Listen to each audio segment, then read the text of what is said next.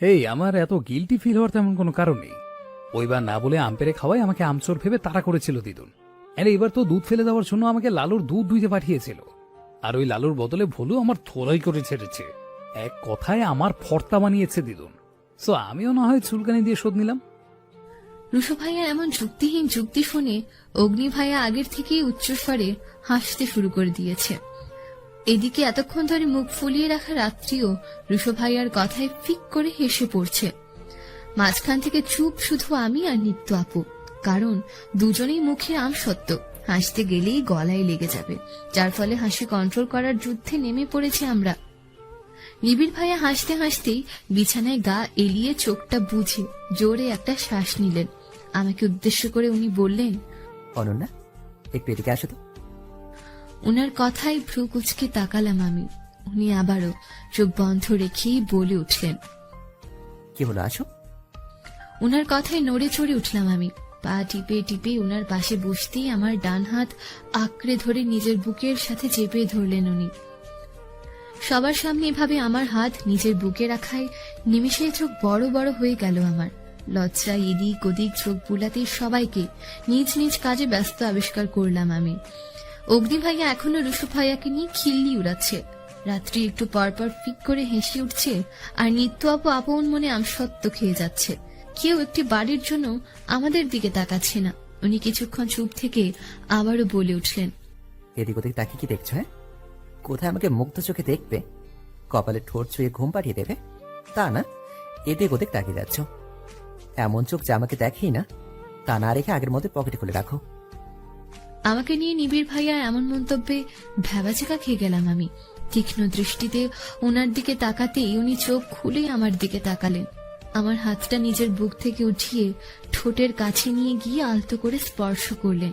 ওনার ঠোঁটের স্পর্শে কেঁপে উঠলাম আমি। উনি ক্লান্তি মাখা মুখে মুচকি হেসে আমার হাত ধরে হ্যাঁচকা টান মেরে নিজের আরো কাছে নিয়ে এলেন আমায়। এদিকে আমার গলা আবারও শুকিয়ে আসছে। গোলক রন্ধ্র বড় বড় করে আশেপাশে চোখ বুলিয়ে তৃষ্ণায় কাতর হয়ে কাঁপা কাঁপা গলায় উচ্চারণ করলাম, পানি। এই মুহূর্তে আমার মুখে পানি যাওয়ার আবদার উনার পছন্দ হলো না মোটি। চোখে মুখে বিরক্তির ছাপ ফুটিয়ে নিত্য আপুকে উদ্দেশ্য করে বললাম, বল, এটাকে নিয়ে গিয়ে পানির ট্যাঙ্কে চোবাতো একটু। একটুতেই গলা কিভাবে শুকিয়ে যায়? হ্যাঁ। নিত্য আপু মুখে থাকা আমসত্বটা আরেকটু চিবিয়ে গিলে নিয়ে আমার দিকে তীক্ষ্ণ দৃষ্টিতে তাকিয়ে বলে উঠল, ওর পেট তো এমনিতেই টাঙ্কি, আলাদা করে টাঙ্কিতে চুবাতে হবে কেন? বলে আবারও আমসত্ব খাওয়ায় মনোযোগ দিল নিত্য আপু। অগ্নি ভাইয়া আমার দিকে একবার, তো রুশো ভাইয়ার দিকে এক পলক তাকিয়ে কিছু একটা ভেবে হঠাৎ চুটকি বাজিয়ে বলে উঠল। অগ্নি ভাইয়ার দেওয়া এমন উদ্ভট নাম শুনে আমি আর রুশো ভাইয়া একে অপরের দিকে অসহায় দৃষ্টিতে তাকালাম। নিত্য আপু আমসত্ব খেতে খেতে মুখ বাঁকিয়ে অগ্নি ভাইয়াকে উদ্দেশ্য করে বলে উঠল, আর নিজে যে ভূমিকম্প তার বেলায়। নিত্য আপুর বলা ভূমিকম্প শব্দটা শুনে অগ্নি ভাইয়া থতমত খেয়ে আমতা করে বলে উঠল, মানে? নিত্য আপু নিজের চোখের দৃষ্টি শুরু করে ভাইয়াকে ব্যঙ্গ করে বলে ফেলল, তুমি কি মনে করেছো আমি অন্ধ? একটু ভয় পেলে তোমার হাঁটু কাঁপে, তা কি জানি না আমি? নিত্য আপু ভাইয়ার মারাত্মক রহস্যটা জেনে ফেলায় বিষম খাওয়া শুরু করলো অগ্নি ভাইয়া। রুশো ভাইয়ার সুযোগ বুঝে অগ্নি ভাইয়ার পিঠে থাপ্পড় দিতে দিতে দাঁত কেলিয়ে বলে উঠল, ভাবি তো জেনেছে, অন্য কেউ তো না, সো নো টেনশন ব্রো। বিনিময়ে অগ্নি ভাইয়া ঠোঁট উল্টে করুণ চোখে তাকালো রুশো ভাইয়ার দিকে। রুশো ভাইয়া অগ্নি ভাইয়ার এমন চাহনি দেখে আবারও এক দফা দাঁত কেলিয়ে দিল। অগ্নি ভাইয়া মুখ ফুলিয়ে বলল, ভেটকাইস না, আমারও সময় আসবে। তোর বউয়ের সামনে ওরা ধরা ইজ্জতের ফলতা বাড়াবো তোর। অগ্নি ভাইয়ার কথায় রুশো ভাইয়া মুখটা ছোট করে মিনমিন করে বলল, তা তো অলরেডি হয়ে গিয়েছে, নতুন করে কি ফালুদা বানাবে? এবার পারলে কাস্টার্ড বানিও। রুশো ভাইয়ার মিনমিন করে বলায় আমরা কেউ কথাটা শুনতে পেলাম না। অগ্নি ভাইয়া রুশো ভাইয়ার কাছাকাছি থাকায় শুধু ভাইয়াই শুনতে পেল। সাথে সাথে হাসিতে ফেটে পড়ে নিবিড় ভাইয়ার উপর গড়াগড়ি খাওয়া শুরু করলো অগ্নি ভাইয়া। রাত্রি তীক্ষ্ণ দৃষ্টিতে রুশো ভাইয়ার দিকে তাকিয়ে জিজ্ঞেস করল, এবারের কথাটা এভাবে বেড়ালের মতো মিনমিন করে বললেন কেন? রুশো ভাইয়া জবাবে কিছু বলবে তার আগেই আমি হাত উঠিয়ে বলে ফেললাম, আরে সাদা বিলাই তো নিবিড় ভাইয়া, রুশো ভাইয়া কি করে বেড়াল হবে? আমার কথায় চোখ বড় বড় করে আমার দিকে তাকালো সবাই। সবার এমন চাহনির কোনো অর্থ খুঁজে পেলাম না আমি। রাত্রি ঠোঁট কামড়ে আমায় আর চোখে পাশে তাকাতে ইশারা করতে, আরে পাশে আবার কি বলে পাশে মুখ ফিরিয়ে তাকাতেই আটকে উঠলাম আমি। সাথে সাথে 90 ডিগ্রি অ্যাঙ্গেলে মাথা ঘুরিয়ে চোখ মুখ খিঁচে বন্ধ করে নিলাম। এতক্ষণে বুঝলাম সবাই আমার মুখে এত সাধারণ একটা বাক্য শুনে এমন রিয়েকশন কেন দিচ্ছে। আমার পাশে যে স্বয়ং সাদা বিলাই রয়েছেন তাতে আমার কোনো হুঁশই ছিল না। How stupid I am. উনি চোখ ছোট ছোট করে দাঁতে দাঁত চেপে চেয়ে রয়েছেন আমার দিকে, যেন এক্ষুনি টুপ করে গিলে ফেলবেন আমায় এক নিমেষেই। নিজের বোকামির জন্য নিজেই নিজের মাথায় ঠাস করে চাটি মেরে দিলাম আমি। উনি চোখের ইশারায় সবাইকে পাশের ঘরে যেতে বলতে বাধ্যগত সন্তানের মতো সুরসুর করে বেরিয়ে গেল সবাই। রুশো ভাইয়া দরজা চাপিয়ে দিতে দিতে বেস্ট অফ লাক ছুটকি বলে আস্তে করে দরজাটা চাপিয়ে দিয়ে হাওয়া হয়ে গেল। আমার করুণ চাহনি ফিরেও দেখলো না কেউ। মানুষরূপী বেড়ালের মাসি থুক্কু মেশো বাঘের কাছে রেখে গেল এই ছোট্ট কলিজার ভোলা ভালা বাচ্চাটাকে।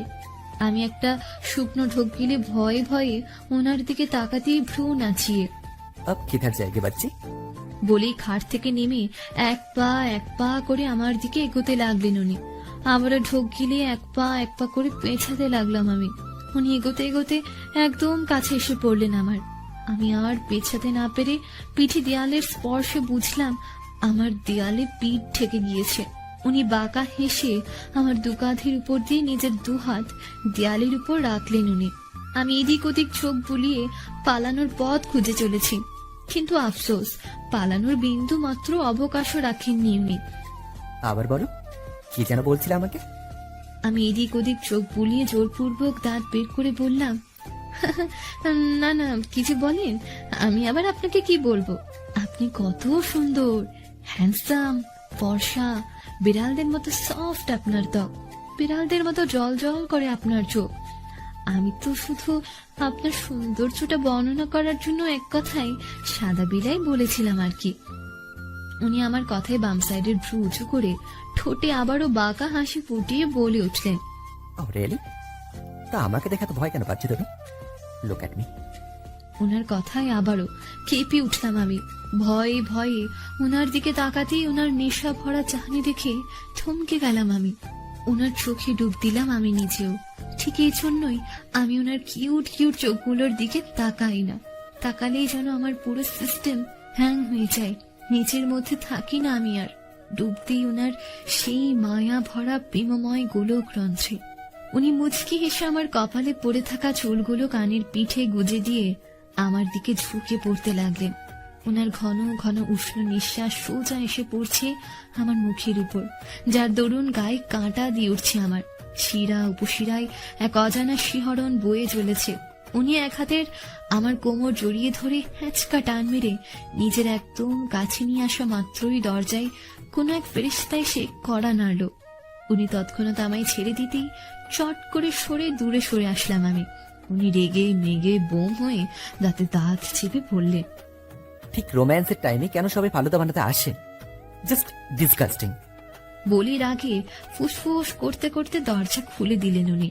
জুই ভাবি হাতে মিষ্টির বাটি নিয়ে মিষ্টি করে হেসে পড়লেন, বাকিরা কোথায়? সবার জন্য মিষ্টি নিয়ে এলাম।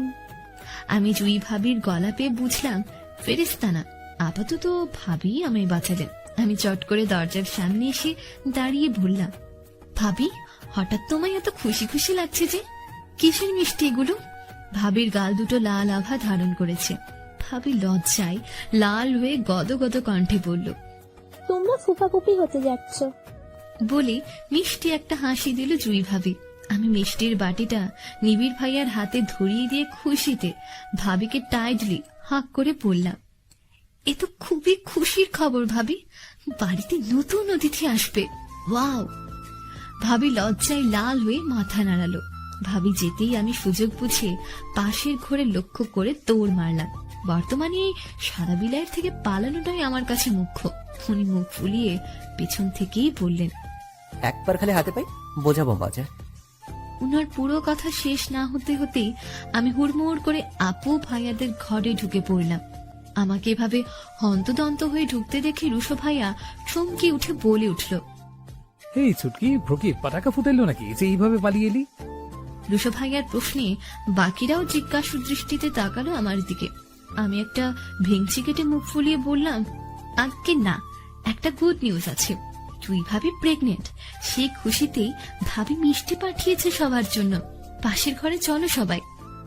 আমার কথা শেষ হবার আগেই রুশো ভাইয়া মিষ্টির নাম শুনে ও মাই লাভ সুইটস বলেই ভো দৌড় দিয়ে নিবিড় ভাইয়ার ঘরে চলে গেল। রুশো ভাইয়ার এভাবে ঝড়ের বেগে যাওয়ায় আমার চুলগুলো বাতাসে এলোমেলো হয়ে গেল। সাথে সাথে মুখ আগের থেকেও বেশি ফুলে উঠল আমার। নিত্য আপু, অগ্নি ভাইয়া রাত্রি ফিক করে হেসে ফেলল। সবাই খুশি হয়ে চলল পাশের ঘরে। আমরা সবাই আড্ডায় মেতে উঠেছি। এমন সময় আম্মু এসে দরজায় কড়াঘাত করে বলল, বাচ্চা পার্টির মাঝে কি একটু সময় আসতে পারি? আম্মুর গলা পেয়ে সচেতন চোখে পেছনে ফিরে তাকালাম আমরা।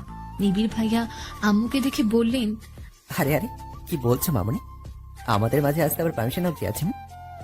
আম্মু ঘরে ঢুকতে ঢুকতেই বলল, কি জানি তোরা আবার কি সিক্রেট কথা বলিস। যাকে এখন কথা হচ্ছে আমরা কাল তিতুমির ধরে রাজশাহী ব্যাক করছি। ট্রেনের টাইম সন্ধ্যে 6টায়, তাই কাল তোরা দিনে বগুড়া ঘুরে নিস। আম্মুর কথায় খুশিতে চোখ চিকচিক করে উঠল সবার। রুশো ভাইয়া খুশির ঠেলায় এক লাফ মেরে আম্মুকে জড়িয়ে ধরে বলল, ইয়াহু! মনি সিরিয়াসলি আমি লুঙ্গি পড়তে পড়তে তেতো হয়ে গিয়েছি। উফ, যে সেই দিক থেকে বাতাস ঢোকে, কিছু পড়ে আছে ফিল করাই যায় না। Just too much irritating. তার উপরে অলওয়েজ ভয় ভয় থাকতে হয় এই ভেবে যে এই খুলে গেল বোধহয়। আহ, শান্তি শান্তি শান্তি।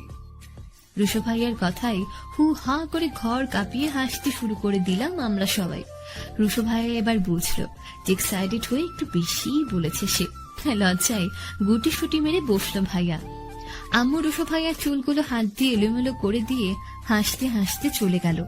আম্মু যেতে নিবিড় ভাইয়া সিরিয়াস ভঙ্গিতে নড়ে চড়ে বসলেন। আমরা সবাই ওনার সিরিয়াসনেস দেখে হাসি থামিয়ে উৎসুক দৃষ্টি নিক্ষেপ করলাম উনাতে। উনি ভ্রুকুচকে ঠোঁট কামড়ে কিছু একটা ভেবে বলে উঠলেন, হ্যালো বন্ধুরা, পরবর্তী পার্ট খুব তাড়াতাড়ি আসবে, তো সবাই অপেক্ষায় থাকো। আর চ্যানেলটি যারা এখনো সাবস্ক্রাইব করোনি তারা পরবর্তী পার্ট দেখার জন্য চ্যানেলটি সাবস্ক্রাইব করে রেখো। ধন্যবাদ সবাইকে, আমাদের সাথেই থেকো।